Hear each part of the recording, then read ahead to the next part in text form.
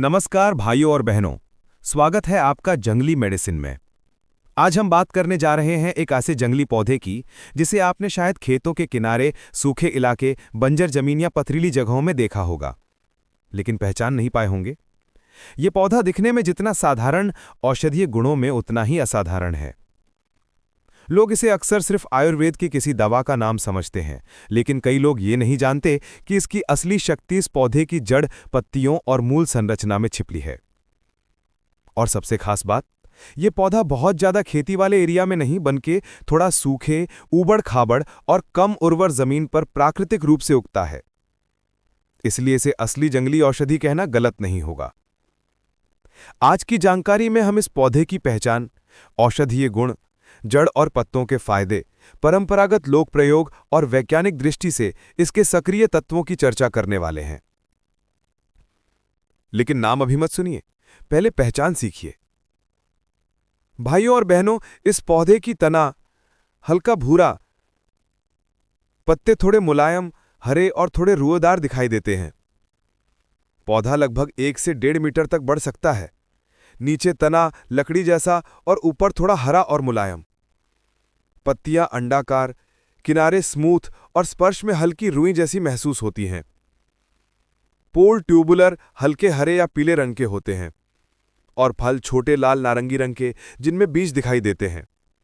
यही बीज बहुत बार लोक औषधियों में उपयोग किए जाते हैं। अब इस रहस्यमयी पौधे का नाम सुनिए। पौधे का नाम है अश्वगंधा। वैज्ञानिक नाम विथैनिया सोमनिफेरा। संस्कृत में इसे अश्वगंधा, वराहकर्णी, बल्य, रसायन जैसे नामों से वर्णित किया गया है। हिंदी में अश्वगंधा, गुजराती में असगंध, मराठी में असो, तमिल में अमुक्करा और कहीं कहीं इसे इंडियन जिनसेंग भी कहा जाता है। अब आयुर्वेद की असली भाषा में समझते हैं। अश्वगंधा का रस तिक्त, कषाय और मधुर। गुण लघु और स्निग्ध। वीर्य उष्ण, विपाक मधुर और दोष प्रभाव मुख्य रूप से वात और कफ को शांत करने वाली औषधि।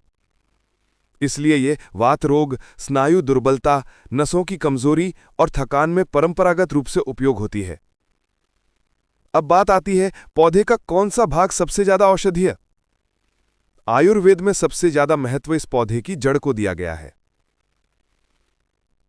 लेकिन ध्यान रहे, इस पौधे के पत्ते भी लोक चिकित्सा में उपयोग किए जाते हैं। जड़, बल्य, रसायन, स्नायु बल्य, शुक्रमेध्य, वातार्ती नाशक, निंद्राजनक। पत्ते, सूजन, त्वचा, गर्मी निकालना, हल्का दर्द। बीज, बहुत तीव्र गुण वाले, पारंपरिक सीमित उपयोग। जड़ सबसे सुरक्षित और सबसे मुख्य औषधीय भाग माना जाता है।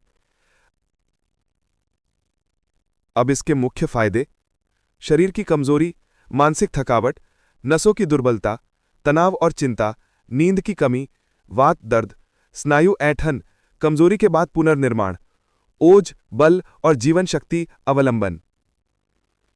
पौधे को एक तरह से ब्रेहण और रसायन में रखा जाता है। कई ग्रामीण क्षेत्रों में इस पौधे की जड़ को सुखाकर चूर्ण बनाया जाता है और सर्दियों में दूध के साथ दिया जाता है। कुछ जगह लोक चिकित्सा में इसकी पत्तियां गर्म करके दर्द वाली जगह रखी जाती हैं। आधुनिक दृष्टि से देखें तो इसमें विथेनोलाइड्स, एल्कलॉइड्स, सिटोएंडोसाइड्स जैसे सक्रिय तत्व पाए जाते हैं, जो तनाव कम करने, नींद सुधारने, नसों और मांसपेशियों की शक्ति बढ़ाने में वैज्ञानिक रूप से अध्ययन किए जा रहे हैं। इसलिए इसे एडापिनोजेन यानी शरीर को तनाव के विरोध में मजबूत बनाने वाला पौधा माना जाता है। अब सवाल, क्या यह सिर्फ पुरुषों के लिए है?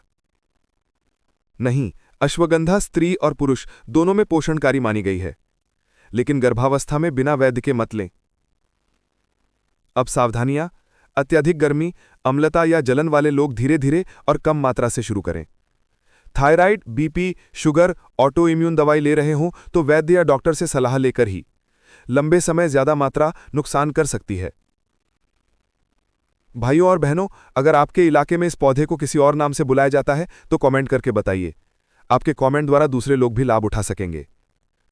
और पौधा न मिले, कोई जड़ी बूटी, दवा या पौधा नहीं मिल रहा है तो उसे आप ऑनलाइन खरीद सकते हैं। वीडियो का डिस्क्रिप्शन चेक करें।